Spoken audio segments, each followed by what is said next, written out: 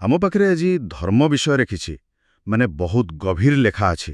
ହଁ, ଆଉ ଏ ଲେଖାଗୁଡ଼ିକୁ ପଢ଼ିଲେ ଲାଗୁଛି ଯେ ଏହାର ମୂଳ ଉଦ୍ଦେଶ୍ୟ ହେଉଛି କିଛି ଜଟିଳ ଧାରଣାଙ୍କୁ ବୁଝାଇବା। ଯେମିତିକି ପାପ, ତାର ସମାଧାନ, ପ୍ରାୟଶ୍ଚିତ୍ତ, ଈଶ୍ୱରଙ୍କ ନ୍ୟାୟ।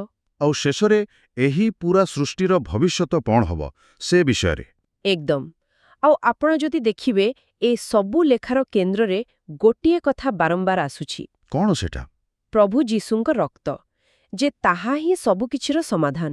ଆଚ୍ଛା। କିନ୍ତୁ ଏହା କେବଳ ପାପ କ୍ଷମା କରିବା କଥା ନୁହେଁ, ବରଂ ଏହା ଈଶ୍ୱରଙ୍କ ନିୟମ, ମଣିଷର ଇଚ୍ଛାଶକ୍ତି ଆଉ ନ୍ୟାୟ ସହିତ କେମିତି ଯୋଡ଼ି ହୋଇ ରହିଛି ତାହା ବୁଝିବାଟା ହିଁ ପ୍ରକୃତ କଥା।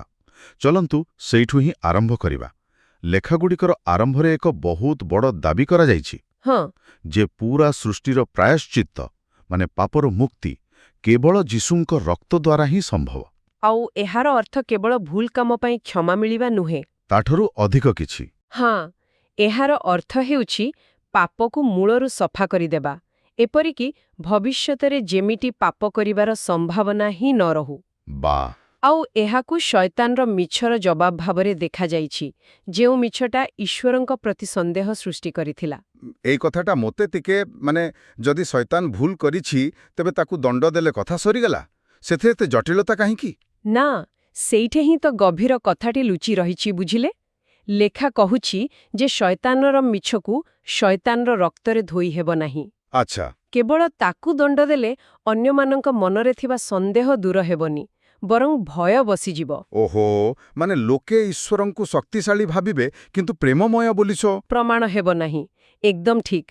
ସେଥିପାଇଁ ଲେଖା କହୁଛି ଯେ କେବଳ ଯୀଶୁଙ୍କ ରକ୍ତ, ଯାହା ନିଃସ୍ୱାର୍ଥପର ପ୍ରେମର ପ୍ରତୀକ, ତାହା ହିଁ ସମସ୍ତଙ୍କ ହୃଦୟରୁ ସେହି ସନ୍ଦେହକୁ ସବୁଦିନ ପାଇଁ ପୋଛି ପାରିବ। ହଁ, କ୍ରୁସ୍ ହିଁ ଈଶ୍ୱରଙ୍କ ପ୍ରକୃତ ଚରିତ୍ରକୁ ଦେଖାଏ। ଏଇଠି କଥାଟା ବହୁତ ମଜାଦାର ହୋଇଯାଉଛି।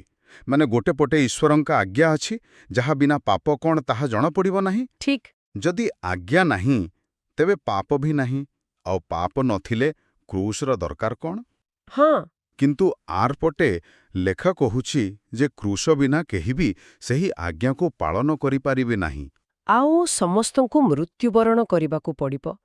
ଏହା ଏକ ପ୍ରକାରର କ'ଣ କହନ୍ତି, କ୍ୟାଚ୍-22 ପରିସ୍ଥିତି। ହଁ, ସେଇଆ। ତେବେ ଏଥିରୁ ବାହାରିବାର ରାସ୍ତା କ'ଣ? ଦେଖନ୍ତୁ, ଲେଖାଗୁଡ଼ିକ କହୁଛି ଯେ ଆଜ୍ଞା ନିଜେ ବହୁତ ଭଲ, ପବିତ୍ର। ସେଗୁଡ଼ିକ ଏକ ମାପକାଠି ଭଳି। ଯାହା ଠିକ୍ ଆଉ ଭୁଲ କ'ଣ ତାହା ଦେଖାଏ। ହଁ, କିନ୍ତୁ ସମସ୍ୟା ହେଉଛି ଆଜ୍ଞା କେବଳ ରାସ୍ତା ଦେଖାଇପାରେ, ସେହି ରାସ୍ତାରେ ଚାଲିବା ପାଇଁ ଶକ୍ତି ଦେଇପାରେ ନାହିଁ। ଆଚ୍ଛା। ତାହା କେବଳ ଆମର ଭୁଲଗୁଡ଼ିକୁ ଦେଖାଇଦିଏ, କିନ୍ତୁ ଆମ ଇଚ୍ଛା ଶକ୍ତିକୁ ବଦଳାଇ ପାରେ ନାହିଁ। ଏକ ମିନିଟ୍, ଏଠି ମୁଁ ଟିକେ ଅଟକିବି। ସାଧାରଣତଃ ଆମେ ଭାବୁ ଯେ ଦଣ୍ଡର ଭୟ ହିଁ ଲୋକଙ୍କୁ ଠିକ୍ ରାସ୍ତାରେ ରଖେ। ହଁ, ଏକ ସାଧାରଣ ଧାରଣା। ଯେମିତି ଟ୍ରାଫିକ୍ ନିୟମ, ଫାଇନ୍ ଦେବାକୁ ପଡ଼ିବ ବୋଲି ଭୟରେ ହିଁ ତ ଆମେ ନିୟମ ମାନୁ। ଏ ଲେଖା କ'ଣ ଏ ଧାରଣାକୁ ଭୁଲ କହୁଛି? ଏହା ଏକ ବହୁତ ଭଲ ପ୍ରଶ୍ନ। ଲେଖା କହୁଛି ଯେ ଭୟ ଆମର ବାହ୍ୟ ଆଚରଣକୁ ନିୟନ୍ତ୍ରଣ କରିପାରେ, କିନ୍ତୁ ଭିତରର ଇଚ୍ଛାକୁ ବଦଳାଇ ପାରେ ନାହିଁ। ଏକ୍ଜାକ୍ଟଲି। ଜଣେ ପୋଲିସ ଭୟରେ ହେଲମେଟ୍ ପିନ୍ଧିପାରେ, କିନ୍ତୁ ମନ ଭିତରେ ସେ ନିୟମକୁ ଘୃଣା କରୁଥାଇପାରେ। ଠିକ୍।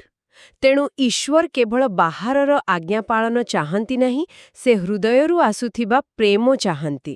ଆଉ ପାପୀମାନଙ୍କୁ ଦଣ୍ଡ ପାଉଥିବାର ଦେଖିଲେ ତ ପ୍ରେମ ଆସିବନି, ଭୟ ଆସିବ। ସେଇଆ ତ। କିନ୍ତୁ କ୍ରୁଶ ଉପରେ ଯେତେବେଳେ ଜଣେ ନିଜ ପାଇଁ ଈଶ୍ୱରଙ୍କ ପୁତ୍ରଙ୍କୁ ବଳିଦାନ ଦେଉଥିବାର ଦେଖେ, ସେହି ପ୍ରେମ ହିଁ ତାର ଇଚ୍ଛାଶକ୍ତିକୁ ସମ୍ପୂର୍ଣ୍ଣ ବଦଳାଇ ଦିଏ। ସେତେବେଳେ ସେ ଭୟରେ ନୁହେଁ, ପ୍ରେମରେ ଆଜ୍ଞା ମାନିବାକୁ ଚାହେଁ। ହଁ, ଏହି ପ୍ରେମ ହିଁ ଭଲକୁ ବାଛିବାର ଇଚ୍ଛାକୁ ସମ୍ପୂର୍ଣ୍ଣ କରେ। ଠିକ୍ ଅଛି। ତେବେ ଈଶ୍ୱରଙ୍କ ପ୍ରେମ କ୍ରୁଶ ମଧ୍ୟମରେ ସମାଧାନ ଦଉଛି, ଏକଥା ବୁଝିହେଉଛି।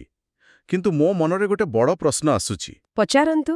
ଯଦି ସମସ୍ତଙ୍କୁ ଏହି ପ୍ରେମ ଦ୍ୱାରା ବଞ୍ଚାଇ ଦିଆଯିବ, ତେବେ ଯେଉଁମାନେ ଅନ୍ୟାୟ କରିଛନ୍ତି, ହତ୍ୟାକାରୀ ବା ଶୋଷଣକାରୀ, ସେମାନଙ୍କର କ'ଣ ହେବ? ଆଉ ପୀଡ଼ିତମାନଙ୍କୁ ନ୍ୟାୟ କେମିତି ମିଳିବ? ସେଇଆ। ଏବଂ ସେଇଥିପାଇଁ ଲେଖାରେ ବିଚାର ବା ନ୍ୟାୟର ଧାରଣାକୁ ଅଣାଯାଇଛି। କାରଣ ଯଦି ଅନ୍ୟମାନଙ୍କୁ କଷ୍ଟ ଦେଉଥିବା ଲୋକଙ୍କର ବିଚାର ନ ହୁଏ, ତେବେ ଈଶ୍ୱର ନ୍ୟାୟବାନ ବୋଲି କେହି ଭାବିବେ ନାହିଁ। ଏହା ଈଶ୍ୱରଙ୍କ ଚରିତ୍ର ଉପରେ ଆଉ ଏକ ପ୍ରଶ୍ନବାଚୀ ସୃଷ୍ଟି କରିବ। ତେଣୁ ପ୍ରଶ୍ନ ଉଠୁଛି, ଈଶ୍ୱର ଏକା ସାଙ୍ଗରେ ନ୍ୟାୟବାନ ପାପର ବିଚାର କରନ୍ତି ଏବଂ ପ୍ରେମମୟ ମାନେ ପାପୀକୁ ବଞ୍ଚାଇବାକୁ ଚାହାନ୍ତି, ଏହା କିପରି ସମ୍ଭବ? ହଁ, ଏହା ତ ପରସ୍ପର ବିରୋଧୀ ଲାଗୁଛି।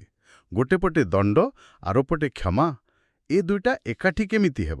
ଏହାର ସମାଧାନ ଭାବରେ ଲେଖାଗୁଡ଼ିକ କହୁଛି ଯେ ବିଚାରଟା ଏ କ୍ରୁସ୍ ମାଧ୍ୟମରେ ହିଁ ହୁଏ।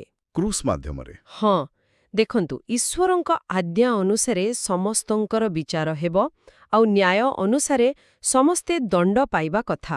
କାରଣ କେହି ସମ୍ପୂର୍ଣ୍ଣ ଭାବେ ଆଜ୍ଞା ପାଳନ କରିପାରିବେ ନାହିଁ। ଠିକ୍, କିନ୍ତୁ ଏଠି ଗୋଟେ ବଞ୍ଚିବାର ରାସ୍ତା ଅଛି, ତାହା ହେଉଛି କ୍ରୁସ୍ରେ ଆଶ୍ରୟ ନେବା। କ୍ରୁସ୍ରେ ଆଶ୍ରୟ ନେବା, ଏହାର ସରଳ ଅର୍ଥ କ'ଣ? ଏହାର ଅର୍ଥ ହେଉଛି ଯୀଶୁଙ୍କ ବଳିଦାନକୁ ନିଜ ପାଇଁ ଗ୍ରହଣ କରିବା। ମାନେ ମୋ ବଦଳରେ ଯୀଶୁ ଦଣ୍ଡ ପାଇଛନ୍ତି, ଏହି ବିଶ୍ୱାସକୁ ଆପଣାଇବା। ଆଚ୍ଛା। ଯେଉଁମାନେ ଏହା କରନ୍ତି ସେମାନେ ବଞ୍ଚିଯାଆନ୍ତି। କିନ୍ତୁ ଏଠି ଆଉ ଗୋଟେ ଆଶ୍ଚର୍ଯ୍ୟକର କଥା ଅଛି। କ'ଣ? ଯୀଶୁଙ୍କ ରକ୍ତର ଦୁଇଟି ପ୍ରଭାବ ଅଛି। ଯେଉଁମାନେ ଅନୁତାପ କରନ୍ତି ସେମାନଙ୍କ ପାଇଁ ଏହା ପାପକୁ ସମ୍ପୂର୍ଣ୍ଣ ଭାବେ ସଫା କରିଦିଏ। ଆଉ ଯେଉଁମାନେ କରନ୍ତି ନାହିଁ? ଯେଉଁମାନେ ଅନୁତାପ ନ କରି ନିଜର ମନ୍ଦ କାର୍ଯ୍ୟରେ ଲାଗି ରହନ୍ତି ସେମାନଙ୍କ ପାଇଁ ଏହା ସେମାନଙ୍କୁ ହିଁ ସୃଷ୍ଟିରୁ ମୂଳପୋଛ କରିଦିଏ। ବାଃ! ମାନେ ଗୋଟିଏ ଜିନିଷର ଦୁଇ ପ୍ରକାରର କାମ। ଗୋଟେ ଛୁରୀ ଭଳି ଯାହା ସର୍ଜନଙ୍କ ହାତରେ ଜୀବନ ବଞ୍ଚାଏ, କିନ୍ତୁ ହତ୍ୟାକାରୀ ହାତରେ ଜୀବନ ନେଇଯାଏ। ଠିକ୍ ସେହିପରି ଏହା ହିଁ ନ୍ୟାୟ ଏବଂ ପ୍ରେମର ମିଳନ। ୟାର ମାନେ ଏହା କେବଳ ବ୍ୟକ୍ତିଗତ ମୁକ୍ତି ନୁହେଁ, ବରଂ ଏକ ବ୍ରହ୍ମାଣ୍ଡୀୟ ଶୁଦ୍ଧିକରଣ, ଏକଦମ କସ୍ମିକ୍ କ୍ଲିନଅପ୍ ପ୍ରସେସ୍। ପୁରା ସୃଷ୍ଟିର ସଫାଇ। ଏହି କସ୍ମିକ୍ କ୍ଲିନଅପ୍ ପ୍ରକ୍ରିୟାଟା ବିଷୟରେ ଲେଖାରେ ବହୁତ କିଛି କୁହାଯାଇଛି।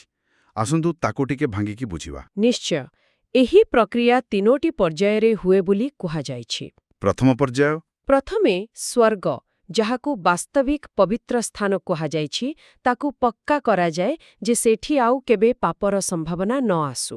ଏହା ତ ଗୋଟେ ଭ୍ୟାକ୍ସିନ୍ ଭଳି ସୁସ୍ଥ ଲୋକଙ୍କୁ ଦିଆଯାଏ, ଯେମିତି ସେମାନେ କେବେ ରୋଗଗ୍ରସ୍ତ ନ ହୁଅନ୍ତି। ବହୁତ ବଢ଼ିଆ ଉଦାହରଣ। ଧାର୍ମିକ ଦେବଦୂତମାନଙ୍କ ଇଚ୍ଛାଶକ୍ତି ଏପରି ସିଦ୍ଧ ହୋଇଯାଏ ଯେ ସେମାନେ ଆଉ କେବେ ପାପ କରିବାକୁ ଚାହିଁବେ ହିଁ ନାହିଁ। ବୁଝିଲେ? ତେଣୁ ଏହା ସ୍ୱର୍ଗକୁ ଫ୍ୟୁଚର ପ୍ରୁଫ୍ କରିବା ଭଳି। ତାପରେ ଦ୍ୱିତୀୟ ପର୍ଯ୍ୟାୟ କ'ଣ? ଦ୍ୱିତୀୟରେ ପାତାଳ ବା ହାଡିସ୍ର ଶୁଦ୍ଧିକରଣ କରାଯାଏ। ଏହା 1000 ବର୍ଷ ଧରି ଚାଲେ। ଆଚ୍ଛା, ଆଉ ସେ ସମୟରେ କ'ଣ ହୁଏ? ସେଠାରେ ଥିବା ଯେଉଁ ଆତ୍ମାମାନେ ଅନୁତାପ କରିଛନ୍ତି ସେମାନଙ୍କୁ ବଞ୍ଚାଇ ଦିଆଯାଏ, ଆଉ ତାପରେ ସେହି ସ୍ଥାନକୁ ସମ୍ପୂର୍ଣ୍ଣ ଭାବେ ନଷ୍ଟ କରିଦିଆଯାଏ। ଏହା ତ ଗୋଟେ ବିଲ୍ଡିଂକୁ ଭାଙ୍ଗିବା ପୂର୍ବରୁ ସେଠାରୁ ଲୋକଙ୍କୁ ଉଦ୍ଧାର କରିବା ଭଳି ଶୁଭୁଛି। ଆଉ ଶେଷ ପର୍ଯ୍ୟାୟ? ଶେଷ ପର୍ଯ୍ୟାୟ ହେଉଛି ଶ୍ୱେତ ସିଂହାସନର ବିଚାର। ଏଥିରେ କ'ଣ ହୁଏ? ଏହି ସମୟରେ ଶୈତାନ, ତାର ଅନୁଗାମୀ, ମୃତ୍ୟୁ ନିଜେ ଏବଂ ପାତାଳ ନିଜେ ଏହିସବୁ କିଛିକୁ ଅଗ୍ନିମୟ ହ୍ରଦରେ ନିକ୍ଷେପ କରାଯାଏ। ଏହା ହିଁ ହେଉଛି ପାପ ଏବଂ ମନ୍ଦର ଚୂଡ଼ାନ୍ତ ବିନାଶ। ହଁ, ଏହାପରେ ସୃଷ୍ଟିରେ ପାପର କୌଣସି ଚିହ୍ନବର୍ଣ୍ଣ ରହିବା ନାହିଁ। ତେବେ ଏହି ପୁରା ପ୍ରକ୍ରିୟାର ଶେଷ ଫଳାଫଳ କ'ଣ ହେଲା? ଶେଷ ଫଳାଫଳ ହେଉଛି ଏକ ସିଦ୍ଧ ବା ସମ୍ପୂର୍ଣ୍ଣ ସୃଷ୍ଟି। ଏକ ଏପରି ଜଗତ ଯେଉଁଠି କେବଳ ସେହିମାନେ ହିଁ ରହିବେ ଯେଉଁମାନେ ଈଶ୍ୱର ଓ ନିଜ ପଡ଼ୋଶୀଙ୍କୁ ହୃଦୟରୁ ଭଲ ପାଆନ୍ତି। ଆଉ ସେମାନେ ଆଜ୍ଞା ପାଳନ କରିବେ, କିନ୍ତୁ ଭୟରେ ନୁହେଁ, ବରଂ ପ୍ରେମରେ, କାରଣ ସେମାନଙ୍କର ଇଚ୍ଛାଶକ୍ତି ସମ୍ପୂର୍ଣ୍ଣ ହୋଇସାରିଛି। ଏକଦମ।